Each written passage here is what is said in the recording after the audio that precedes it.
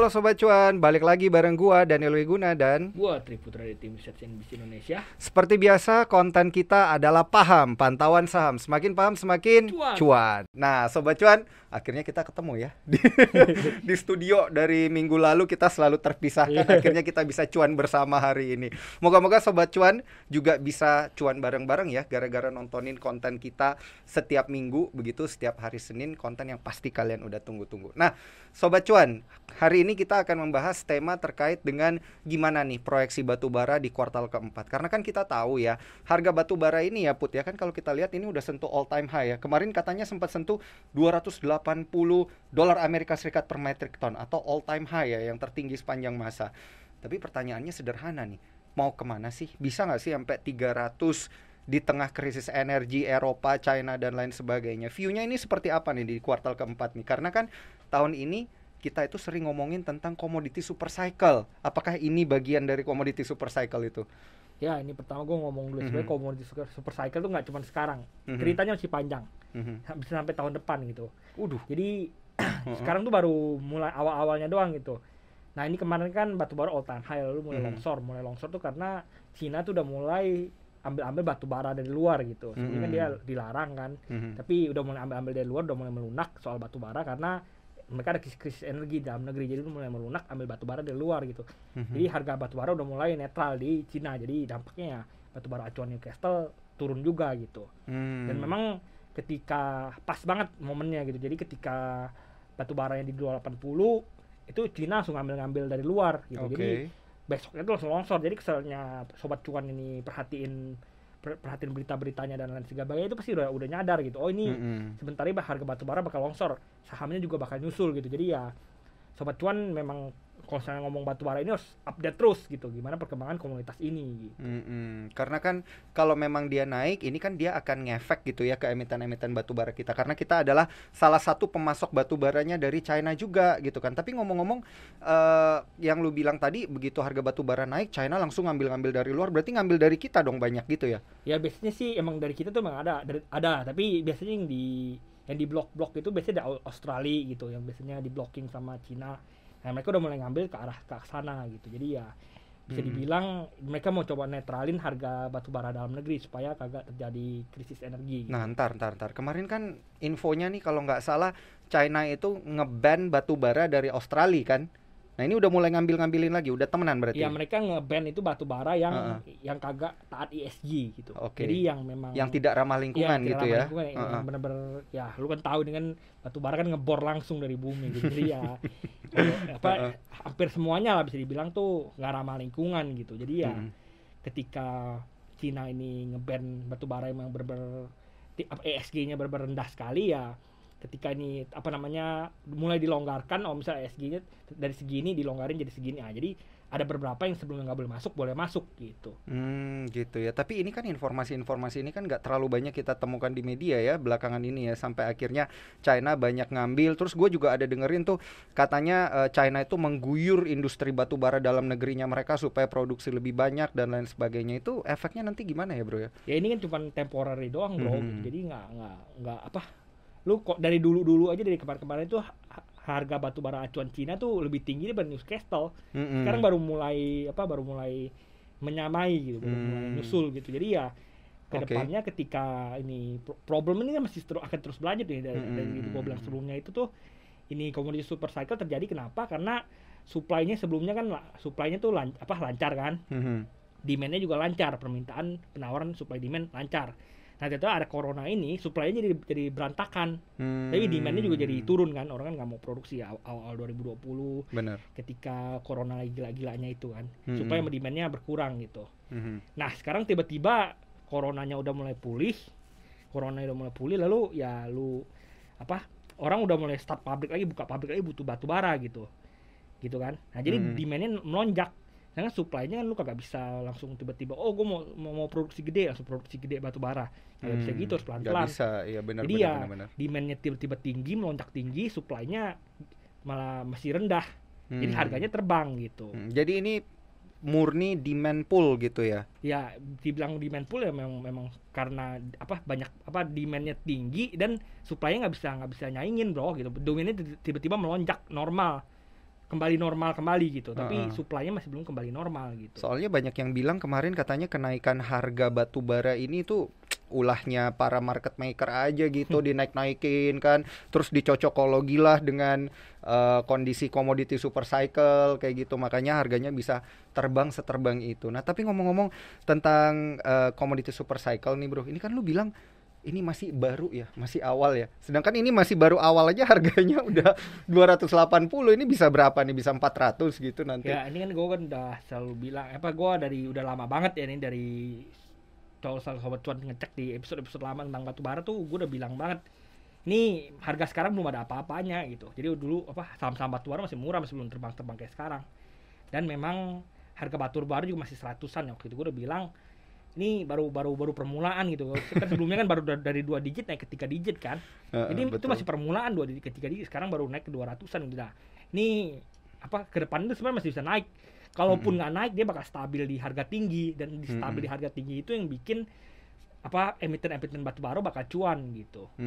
Jadi buat mereka yang udah pegang emiten batu bara, peganglah lebih lama gitu ya. Lu hold aja. Lu bayangin aja itu Adaro kan baru buyback kan. Pertanyaan emang mereka telat buyback sekarang? Buybacknya 4 triliun ya. Harusnya ya kalau harganya udah naik ya telat dong. Ya.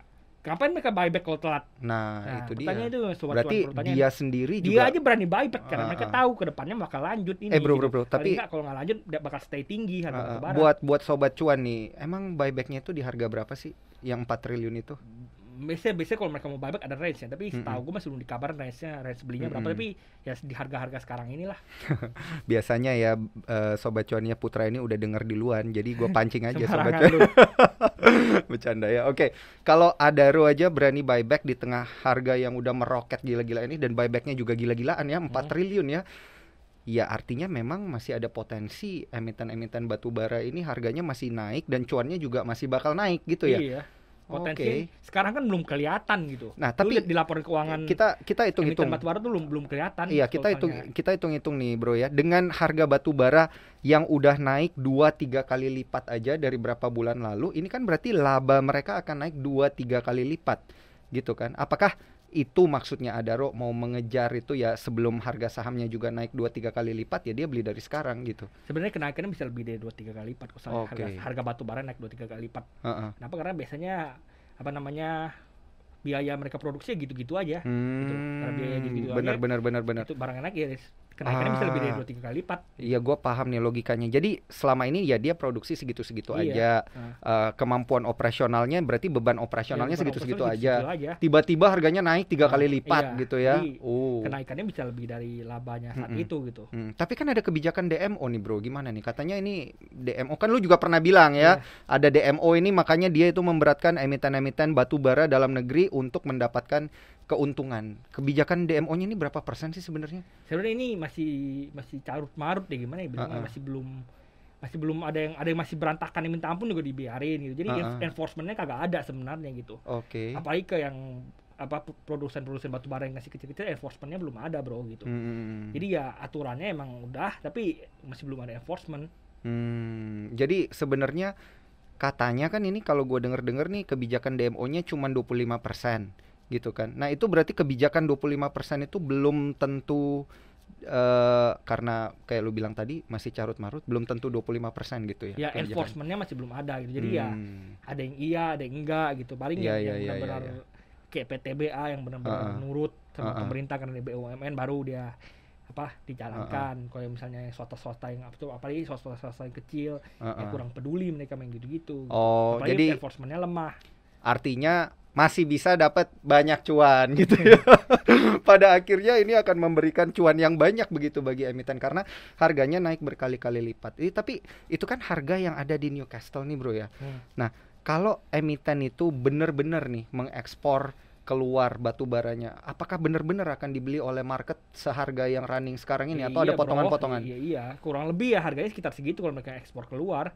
Tergantung ekspor kemana. Kalau ke Cina ya pasti ikutin harga batu bara acuan Cina. Kalau misalnya ke PLN ya pakai HBA-nya kita.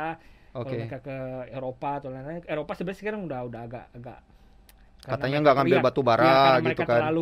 terlalu ESG-an ya udah nggak banyak ngambil lagi. Iya, gitu. Akhirnya krisis ya. Aduh, mohon maaf nih ya teman-teman yang dari Eropa ya. Ini karena memang dan lucunya tuh kondisi sekarang global. bank-bank juga udah nggak mau kasih plafon pinjamannya rendah buat pabrik-pabrik batu bara. Gitu. Plafonnya sekarang udah rendah. Tapi mereka nggak peduli, gue nggak butuh uang, lu cash kita tuh banyak gitu. Jadi nggak ada pinjaman juga lancar-lancar aja produksi karena cash mereka banyak gitu. Duitnya banyak, harga batu bara terbang tinggi. Yakin lu, gue lihat soalnya emiten dernya tinggi juga tuh. Lu lihat aja lu kayak Indi apa segala itu tuh apa namanya? Nih ada nih ya. Dan der tinggi itu belum tentu hutang sama bank gitu. Bisa obligasi mereka atau lain-lain sebagainya. Iya benar juga ya, bro. Dan cash mereka tuh kuat banget. Coba lihat Indi. Nih gue lihat Adaro ya. Adaro ini dernya 71%, cash rasionya 2 kali lipat daripada utangnya dia, berarti kuat ya. Iya. Oke. Iya benar juga sih. Berarti mereka itu tidak terlalu bergantung dengan pinjaman dari bank dan pinjaman dari mana-mana gitu, karena memang cash rasionya mereka banyak ya dari keuntungan menjual batu bara ini, apalagi diuntungkan dengan kenaikan harga batu bara ini. Iya, gitu. Jadi mereka kan emang ekonomi pemerintah global kan emang apalagi yang Eropa gitu ya. Emang nggak gitu suka sama batu bara. Jadi batu bara ya ketika duitnya di batu bara ya orang agak peduli gitu. Batu bara ya udah mau lingkungan rusak ya mau apa lagi duit di batu bara ya udah gitu. Oke. Berarti ini harga komoditas naik dan lain sebagainya ini apa sih sebenarnya hubungannya sama krisis energi Eropa dan China gitu-gitu? Kan China masih pakai batu bara, Eropa nggak pakai batu bara tapi krisis juga. Gimana nih, Bro? Ya krisisnya pertama di Cina itu nggak separah di Eropa. Di Cina itu ya seperti gue bilang, ketika mereka mau ngurangin mau menyudahi krisis itu mereka tinggal naikin limit ESG-nya. Mereka bisa ngambil batu bara beli udah netral lagi nanti di dalam negeri gitu. Misalnya di Eropa itu lebih strict gitu. Mereka kan udah sign kontrak ini itu, mereka misalnya mau ngambil yang legam-legam tuh agak susah gitu, Bro. Oke. Ya udah, kita balik lagi deh ke dalam negeri lagi ya. Kejauhan kita nih ngomongnya sampai ke Eropa sama ke China. Tapi dampak daripada kenaikan harga batu bara ini yang kayak lu bilang, ini pasti kalau dia nggak naik akan ketahan di harga tinggi, which is itu di kisaran $200 per metric ton. Iya, walaupun dia dan itu tetap lebih tinggi dari komoditi boom kita di tahun 2008 sampai 2011. 2008 juga sekitar segini sempat ya. Sempat 200 ya kalau nggak salah. Dan itu kan hanya bertahan masih di bawah, di bawah yang sekarang. Peaknya aja segitu. Peaknya segitu. Kalau kita kan peaknya lanjut lagi kan. Masih belum terlihat masih belum tahu peaknya di mana gitu. Oke. Nah, gini bro ceritanya. Yang terjadi adalah di tahun 2008 ketika komoditi boom harga batu bara itu naik tertinggi sepanjang sejarah waktu itu ternyata banyak perusahaan yang ekspansi. Tapi karena kenaikannya itu cuman cepet gitu ya, nggak sampai beberapa bulan, habis itu harga batu baranya longsor, banyak yang bangkrut gitu. Itu panjang bro, 2008-2009 itu panjang, tahun-tahun juga. Nggak ada naik itu longsor nggak kayak gitu. Naik tahan di harga tinggi, baru akhirnya pelan-pelan turun karena supply demand udah mulai normal. Nah, gitu. Ceritanya bakal sama kayak sekarang gitu. Berarti sekarang akan secepat 2008 itu juga? Lu itu nggak cepat gitu. Lu nggak ngomong 3 bulan harganya normal lagi ke 80-an. Setahun? Nggak setahun, bisa jadi 2 tahun. 2020, 2021. Nah, paling cepat itu normal lagi 2022 akhir. 2022 awal, 2022 akhir. Kan kita udah mulai dari 2020 sejatinya kan. Paling enggak akhir 2020 lah, 2021 tuh udah mulai gila-gilaan tahun ini kan. Nah, 2022 tuh masih lanjut gitu. Paling enggak sampai akhir tahunnya gitu. Nah, apa yang ada 2 nih pertanyaan gua. Apa yang akan terjadi sama emiten-emitennya itu yang pertama, kalau nanti dia udah bertahan terus dia turun, apakah bakal sama kayak beberapa emiten yang membumi juga pada akhirnya pada saat itu? Dan apa yang akan terjadi sama kondisi negara kita nih setelah komoditi boom? Kalau mau ngomong masalah cuan, harga sekarang batu bara belum ada apa-apanya. Upsetnya masih gede harga saham-sahamnya ya. Berarti serok aja. Masih gede. Kalau selalu bisa hold 1 tahun, 1,5 tahun, hold serok aja. Tapi ya kalau lu pengen wise ya tunggu koreksi teknikal, kayak kemarin koreksi teknikal 2 hari, 1 hari. Ya lu saat diserok sebenarnya itu gitu. Tapi emang ceritanya masih panjang gitu. Lu nggak bakal bilang, oh ini udah peak nih sekarang gitu. Udah puncak nih sekarang, udah nggak mau kemana-mana lagi, nggak bisa kemana, nggak, masih lanjut. Kayak seperti gue tadi bilang, Adaro aja buyback. Iya. Emang dia buyback, dia mau jual di bawah gitu. Jadi ya berarti kalau mau cuan, Sobat Cuan juga harus ngumpulin juga gitu ya, serok juga. Oke, 1 sampai 1,5 tahun ya berarti ini temponya. Dan juga kan kalau kita lihat dari valuasi juga ini fundamentalnya bagus ya kalau Adaro. Nah, untuk emiten-emiten lainnya kayaknya pas menit-menit terakhir aja nih bro, ini supaya Sobat Cuan kita nih dengerin. Selalu gue bilang itu yang menarik tuh ketika betanya gede. Batubara beta gede apa? Indi sama Doit. Kenapa? Karena mereka banyak ekspor keluar, mereka banyak lempar batu bara keluar gitu. Indi dan Doit. Misalnya lu ngomong yang lain, misalnya BTBA gimana? BTBA kan lemparnya ke PLN. Jadi ikutnya harga batu bara acuan dalam negeri. Cuannya ya pasti bakal cuan juga, tapi nggak bakal sebanyak teman-temannya gitu. Ya lu tahu kalau di dalam negeri ini kan sebutannya kan batu bara itu barang Tuhan bagi rata, bro. Kenapa ya? Karena dari tambang mau bagi-bagi ke supirnya, mau bagi-bagi ke mungkin ada jenderal ini atau jenderal itu, dibagi-bagi semua. Gini ya, itu tipis, ini gitu. gua perhalus dikit maksud lu ya. Barang Tuhan bagi rata itu maksudnya multiplier efeknya tinggi gitu ya. Gitu. Dengan 1 orang menambang itu negara bisa menikmati, yang main sahamnya, yang trading sahamnya juga menikmati gitu. Ngomong-ngomong tentang percuanan, ini Indi udah mau beggar nih kayaknya nih. Dari terakhir yang kita omongin ya. Ya gua dulu udah pernah nge-call ya saham-saham yang gue bilang salah satunya yang harganya itu masih di bawah cashnya gitu. Salah satunya yang gue bilang ya Indi. Jadi harganya waktu itu 1.300, cashnya kalau nggak salah 1.380-an ya nggak salah. Harganya cuma 1.2 atau 1.3 gitu. Jadi cashnya lebih gede daripada sahamnya gitu. Lu lihat sekarang udah 2.000 hampir beggar dari waktu itu gua ngomong ya. Ya kalau Sobat Cuan beli ya syukurlah berarti happy cuan. Dan jangan lupa kirimin kita seperti biasa. Pasti lu. Kan batu bara, barang Tuhan bagi rata, semua harus merasakan. Oke, dan jangan lupa kita juga ada produser, campers, kita juga ada anak magang di sini ya Sobat Cuan. kopinya lebihin maksudnya. Oke, itu kalau dari sisi emiten kan, emitennya cuma itu aja, Adaro, Indi, PTBA, udah itu aja. Kalau yang second third liner gimana nih? Kalau mau hold panjang ya lebih dari 1,5 tahun sebenarnya Adaro sama ITMG oke. Kalau pengen hold panjangnya minta ampun ya. Kenapa? Karena mereka yang ya mereka lebih taat SG daripada kawan-kawannya lah. Kalau pengen hold 1 tahun, 1,5 tahun, beggar lepas ya ambilnya Indi sama Doit. Indi tuh paling kurang lebih bakal bisa 1 beggar lah gitu. Mungkin bisa kurang lebih bisa 4K lah. 3K 4K tuh masih bisa itu. Waduh, ini berarti masih setengah nih, udah sikat aja nih. Ya kurang lebih gitu. Bisa 3 4K tuh masih bisa kena gitu. Kalau misalnya Doit juga palingan juga satu kali kalau misalnya Indi ke 3 4K kan 1 kali beggar ya. Kalau Doit juga masih bisa 1 kali beggar gitu. Apa konservatifnya ya? 1 sampai 1 beggar doang. Iya. Oh, oke. 4.000 ya, sekarang masih di 2.300-an gitu ya. Jadi 4.000 tuh kena, itu 3.000 tutup mata kena lah. Dan ini adalah rekomendasi untuk jangka menengah lah ya, 1 tahun sampai 1,5 tahun. Ini karena juga mengikuti komoditi super cycle. Nah, yang second liner, third liner gimana nih? Misalnya kondisi kayak gini lagi enak-enaknya batu bara, males sih main third liner gitu. Kayak fire apa-apa gitu. Aduh, males. Ngapain? Udah ada yang pasti cuan, lu ngapain ambil aneh-aneh? Iya. Bener nggak sih? Iya. Oke. Mending ambil yang fundamentalnya bagus lah ya. Oke, jangan lupa Sobat Cuan balik lagi ke apa tuh namanya tips dari Putra juga ini beberapa waktu lalu, riset technical fundamentalnya jangan lupa dikerjain ya sebelum membeli atau mengkoleksi. Nah, kalau emiten-emitennya itu yang bagus-bagus nih yang diperhatikan, karena sepertinya semuanya juga sekarang emang lagi bagus. Ini apakah ada kemungkinan nanti begitu di kuartal keempat ini udah selesai Santa Claus rally-nya, dia bakal retrace dulu atau bakal lanjut terus? Kemungkinan habis November ya ada koreksi. November paling enggak stagnan koreksi. Nanti Januari bakal stagnan untuk koreksi lagi. Tapi nanti misalnya batu bara udah mulai nanjak lagi, atau misalnya udah rilis laporan keuangannya di mana ini terlihat jelas bahwa batu bara ini ngecuan emiten-emiten bakal naik lagi gitu.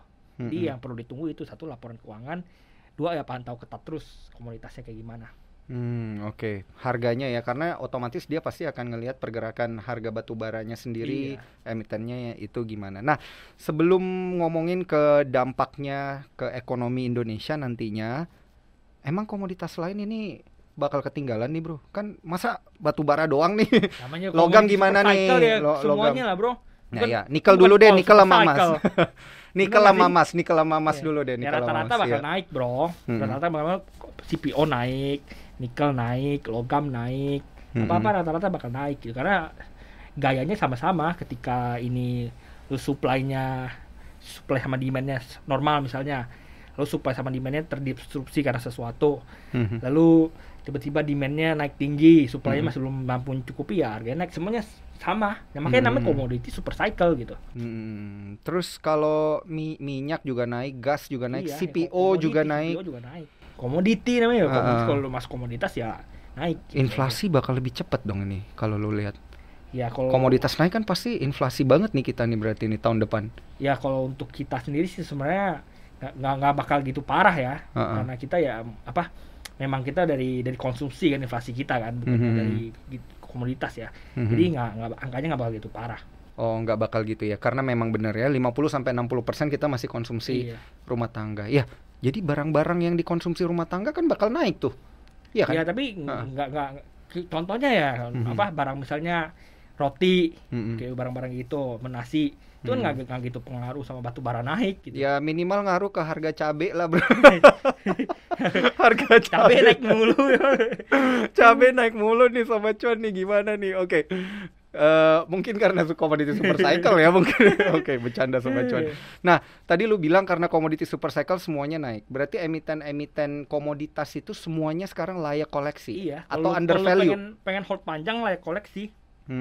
Kalau pengen hold panjang masih layak koleksi karena ceritanya masih panjang. Oke. Trio macan gimana? Antam, Tins yang kayak gitu-gitu, Inco itu kan trio nikel tuh, trio nikel.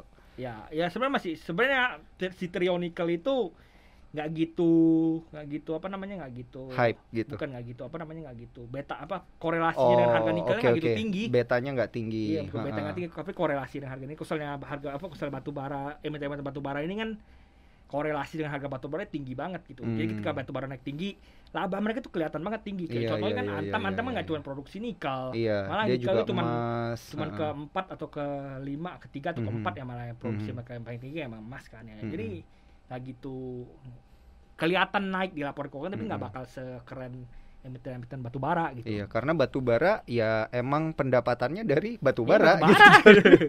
Jadi dia korelasi atau betanya itu tinggi gitu ya. Nah, emiten-emiten komoditas aman nih. Nanti berarti kita akan melihat, karena harga batu bara naik, lu kan pernah bilang nih, efeknya nanti ke perbankan akan oke, habis itu produk turunannya ke properti, ke infrastruktur, itu bakal terjadi di kuartal keempat ini? Enggak di kuartal keempat juga, di 2022-2023 itu nampaknya udah ke ekonomi Indonesia nanti. Oke. Ya, seperti gue bilang, orang seperti sebelumnya bank-bank udah mulai bangkit ya. Lalu nanti batu bara udah mulai cuan-cuan, uangnya bingung dikemanain. Tahapan-tahapannya suntik ke properti, beliin properti, ya properti baru bisa gerak lagi nanti. Atau jadi, mungkin boleh endorse kita. Cycle-nya paling belakang, tapi dia bakal kerasa juga gitu. Oke. Karena emang ya barang Tuhan bagi rata. Multiplier efeknya gede. Harus multiplier efeknya tinggi. Ini seperti kata Sri Mulyani ya, kita harus membuat bisnis-bisnis yang multipliernya tinggi. Jadi semua orang bisa kerja gitu, mata pencaharian masyarakat penduduk juga naik gitu, tenaga kerja naik dan lain sebagainya. Oke. Nah, Bro, kalau kita ngelihat lagi nih dampak ke ekonomi masyarakat kita, kan kayak lu bilang tadi perbankan udah mulai naik nih. Habis itu selanjutnya nanti kita lihat properti akan naik, banyak orang bakal bisa beli rumah lagi gitu. Properti nanti bro, komunitasnya gitu. Dulu. Udah nggak sabar. Lebih lama, infrastruktur lebih lama nih berarti nih. Infrastruktur ya barengan sama properti. Oke. Nah, in contrary, kebalikannya, sektor kesehatan sama teknologi gimana nih? Karena kan kemarin waktu pandemi itu kenceng, kesehatan kenceng naik gitu. Teknologi apalagi gila. Kesehatan sebenarnya masih corona masih belum ada titik temu, bro. Ini 2022 masih oke, sebenarnya 2022 2023. Ya lu ya masih, malah ada yang bilang ini bakal jadi endemi kan. Corona yang bakal jadi endemi ya. Seterusnya akan ada seperti terus itu. Gitu, ya.